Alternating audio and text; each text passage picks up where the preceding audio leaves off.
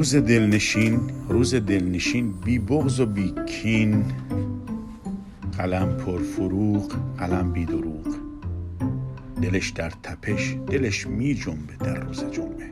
1400 قلمم عریان، رها از چارقد، 26 شهریور در دلش دلبر. قلم بیقرار در سودای یار، رها و آزاد از عشق آباد، صمیمی و ساده قلمم شاده. قلم پر نور، دلش پرشوره، دلش می جنبه در روز جمعه. زلال جاری از کین آریه، از غم آزاد، از عشق آباده. دور از ویرانه اهل ایرانه، در سرایو جاریه، از تیرگی ها آریه.